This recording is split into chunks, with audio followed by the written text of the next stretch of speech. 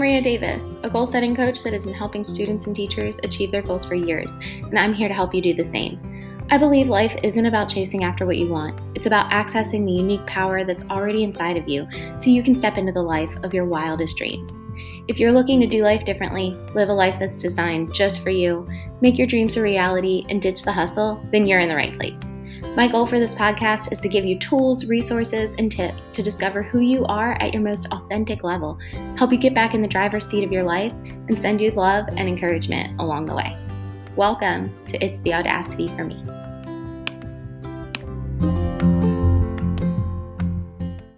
Hello and welcome back to It's the Audacity for Me. I am your host, Ria Davis, and this week we are talking all about self-love and self-care. I know you hear these terms kind of interchangeably on the internet. They kind of fall into the same category. However, there is an important distinction between self-love and self-care. So we'll talk about what the differences are and what those terms really mean. And then we'll talk about why they are vital to living a thriving, fulfilled life. We'll finish out today's episode by talking about what we can do to foster self-love and create more space for self-care. I'm so excited to get started. Let's jump in.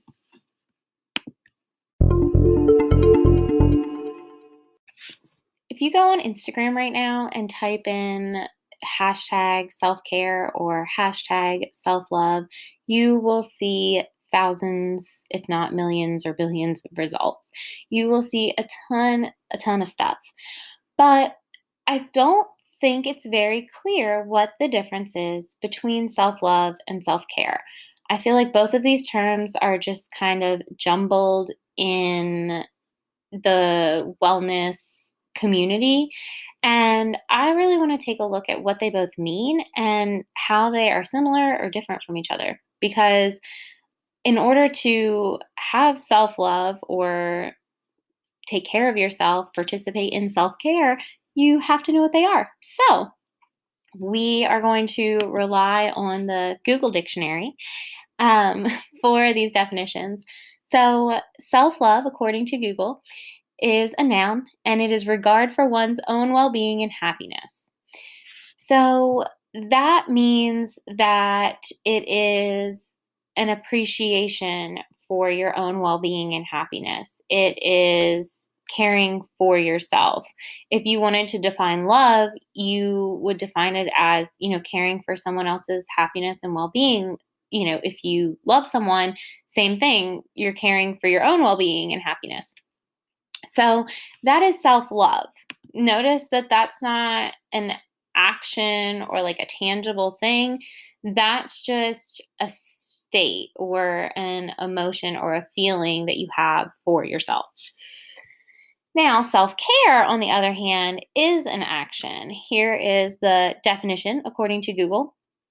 So it says it's a noun, and it is the practice of taking action to preserve or improve one's own health.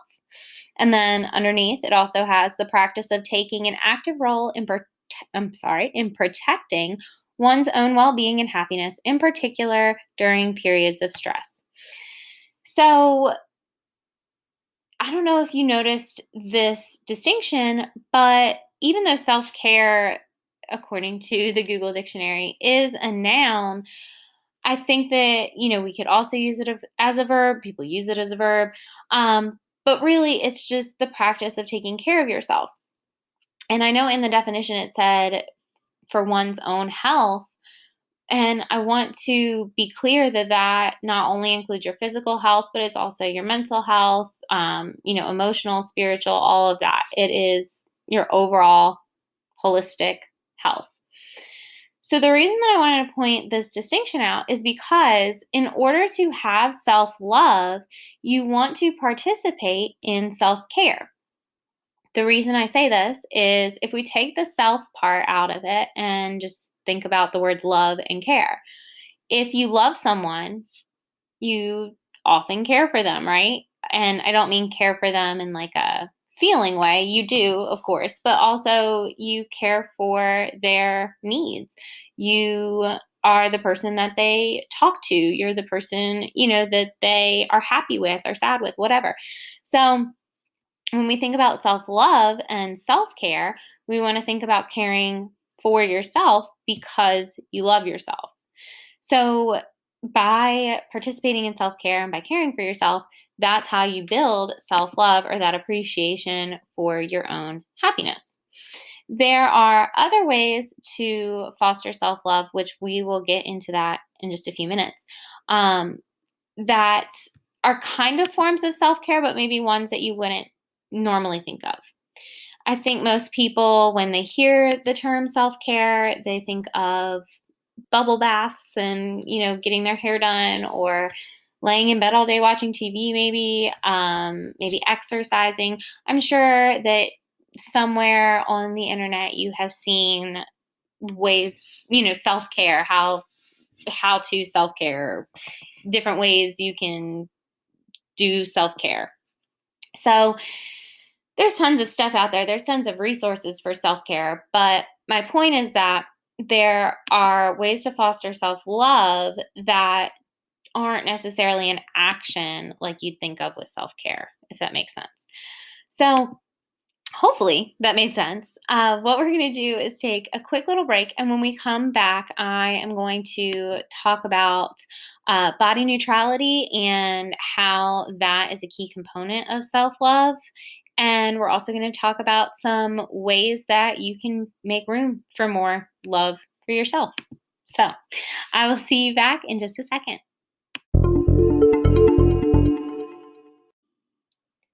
Now that we've talked about the differences between self-care and self-love, we can talk about things that you can do to care for yourself, and then ultimately how you can foster self-love with that. So, starting with self-care, going back to the definition, we talked about how it was basically just taking care of yourself, ensuring that, or taking action to preserve or improve one's own health. So that doesn't just include your physical body. Of course, it does include your physical needs, but emotional needs and, mental needs as well.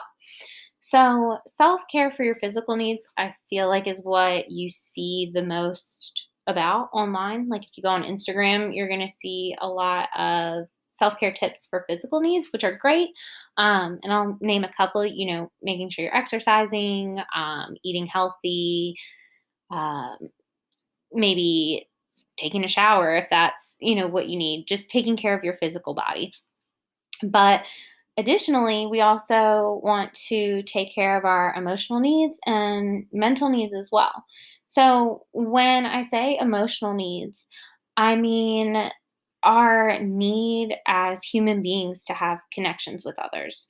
So a way that you can care for yourself to support your emotional needs might be, calling a friend and catching up, or going in a positive Facebook group that you enjoy interacting in, or maybe you want to make a TikTok that's fun and silly and things like that, things that get you interacting with others. Maybe have lunch with a friend. Anything like that. Things for your community. Maybe you're in groups like in person, or a book club, or, you do something with your work or your school or whatever. So that is one way to take care of your emotional needs. But some other things are also support systems. If you have something specific that you need support for, there are tons of different programs and resources and things like that out there.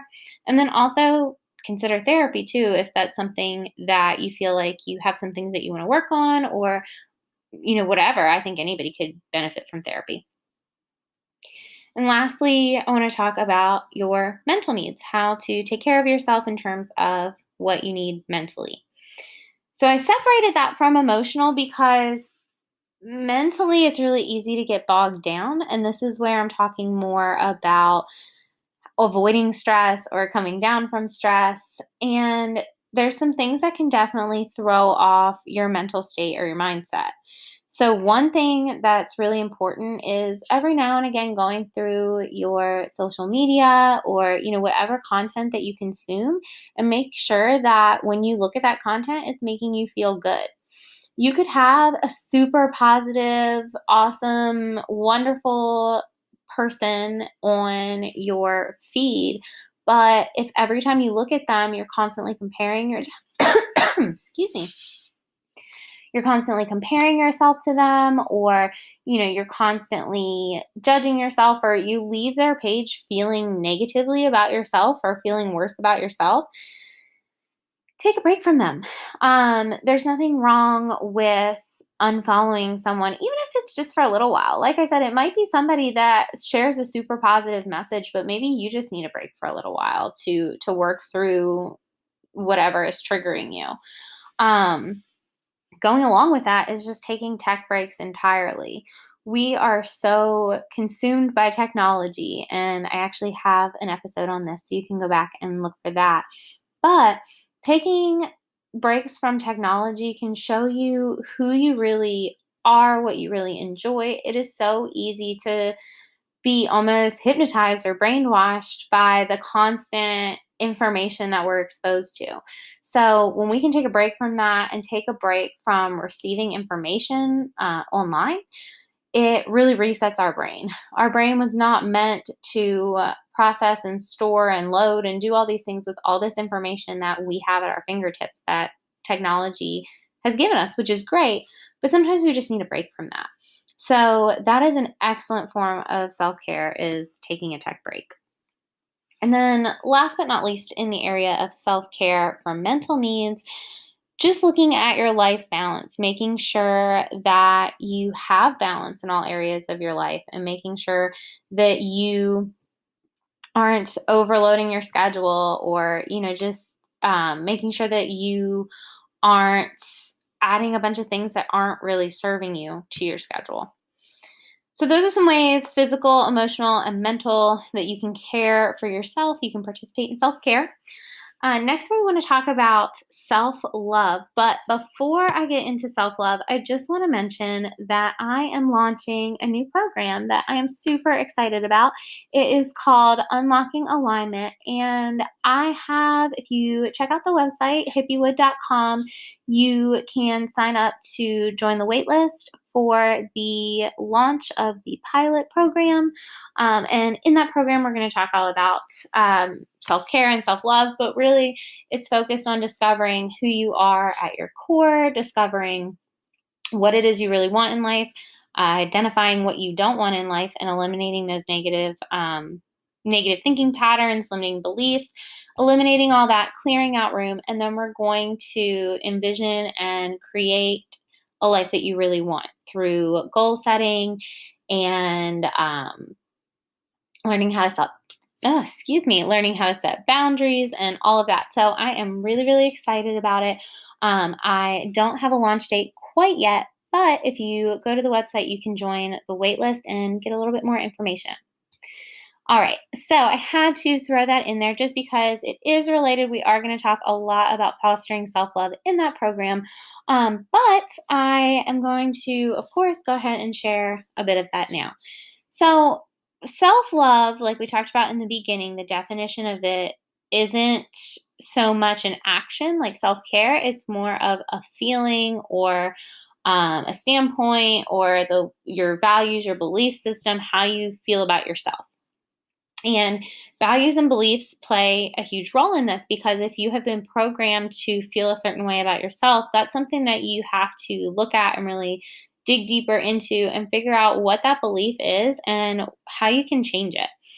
So you want to start with being mindful to foster more self-love. Be mindful about how things make you feel. Be mindful of, your time and your energy and how you are showing up in the world.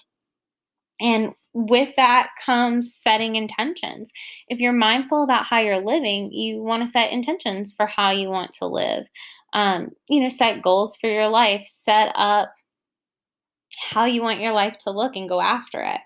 And then you're going to live purposely to fulfill those intentions. You're going to go out and do what you intended to do. All through that process to foster self-love, you want to do it in being in integrity with yourself. You want to always stay in alignment with what you truly want, who you truly are. And by doing that, that's how you foster self-love. That's how you build that love for yourself, by setting goals, reaching them. And that comes with sacrifice, right? If you want something in life, you have to let stuff go. And so if you want to foster love for yourself, you want to let go of any like quick wins or short-term happiness. So an example, maybe, this is a really obvious example, but if you're trying to lose weight, don't, go eat 20 chocolate bars because in the short term it's going to make you happy. That's impulsive. And it's not going to bring you the long-term happiness or the long-term result that you intended. So avoid impulses and choose what you really need over what you want in the moment. And that is how you foster self-love, my friend. So, I'm sorry, last but not least, one other way to foster self-love, self-care, right? Participating in self-care fosters love for yourself. All right, so let's take another little break, and when we come back, we are gonna wrap this up and give you some actionable tips to find more time and more space for self-love and self-care. All right, guys, it's time for my favorite part of our episode, where I get to give you actionable tips and steps that you can do to bring this episode into your own life. So essentially, I'm giving you some homework. We want to create more space for self-care and ultimately self-love in our lives, because that's really the foundation and really fundamental to living an awesome, amazing life that is fully aligned with your purpose, that feels right, that makes you happy and lights you up, all of those things. The fundamental basic level, you have to love yourself first. You will never succeed if you can't love yourself. You can't expect other people to love and, get excited about you if you don't first love yourself. And like I said, that starts with the action of self-care and some other actions that you can do. So self-care, we already talked about some examples of ways that you can care for yourself, but just know that the biggest thing that you can do is carve out that time for self-care, which sometimes means saying no to things. So like we talked about, with your mental needs, removing things that aren't serving you or that are just bringing you down. It might also mean saying no to obligations or, turning things down because you have to make room for yourself. So this doesn't always look glamorous, right? Maybe that's, instead of going out and hanging out with your friends, being mindful and knowing, hey, I really need a break. I think I'm going to take some time for self-care. Now, the caveat to that, going out with your friends could be a form of self-care depending on you. And that's really the biggest takeaway for this segment, is that it's individualized to you. What is self-care for one person is not self-care for another person. Some people absolutely despise reading and would not want to read and would be miserable. Other people love reading and they want to read, and it really lights them up and it brings them joy and it fills up their bucket. So, different strokes for different folks. If you thrive being around your friends and you're more of an extrovert, you are really recharged by spending time with others and spending time with your community, then of course count it as self-care. But you get my point. You might have to say no to some obligations or, something to clear room in your calendar, to clear room in your day, to clear room in your life for self-care.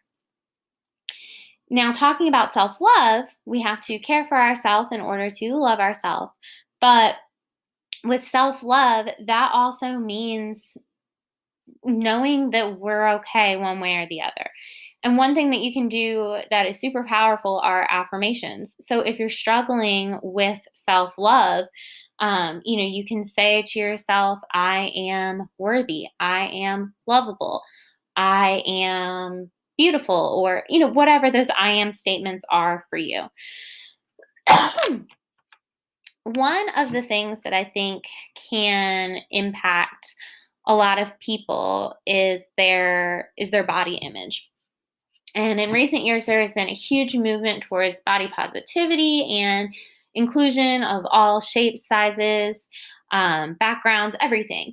And I think that that's awesome. And I love that the world is coming to a more inclusive and diverse space.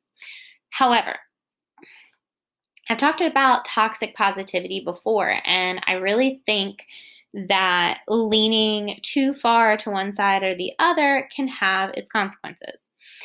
And this is for you, this little monologue is for you if you are someone that struggles with those I am statements, because it's almost like deep down, you're lying to yourself. And I'm not saying that you're lying to yourself about those. It's almost like you don't believe yourself. At least in my experience, I've kind of had that experience. So, and I see this a lot with body and body image and, the way we look. So that's why I wanted to talk about body neutrality, because body neutrality is, instead of just praising, acknowledging that there's parts of your body that, or parts of your appearance that maybe aren't perfect, or they aren't in alignment with the beauty standards of the day. But body neutrality promotes just accepting your body as it is. Whether you feel you're overweight, you're overweight, your doctor told you you're overweight, or maybe you're not overweight. Whatever the case is, just being happy with it how it is, or not even being happy, just being okay, just being neutral about it, not loving or hating, just being okay with it. And the reason that body neutrality supports self-love is because you're no longer judging yourself as an object that has to appear a certain way. You're releasing those judgments and ultimately freeing yourself of those confines of what people would think of you. So that is just my quick little soapbox on body neutrality.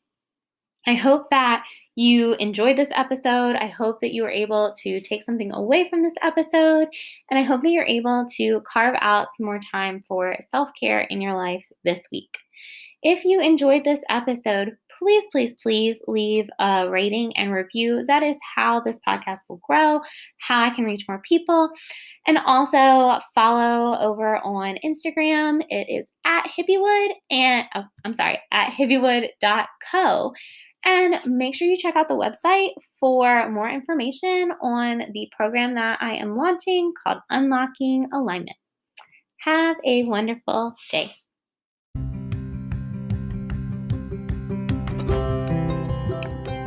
Thank you so much for pressing play today. If today's chat inspired the audacity in you, make sure to subscribe so you never miss an episode. And be sure to leave a rating and review on iTunes to spread the love and help more people find the show. If you aren't already, be sure to follow me on social media so we can connect. Just choose your preferred platform. My links are all down below. Have a beautiful day, friends.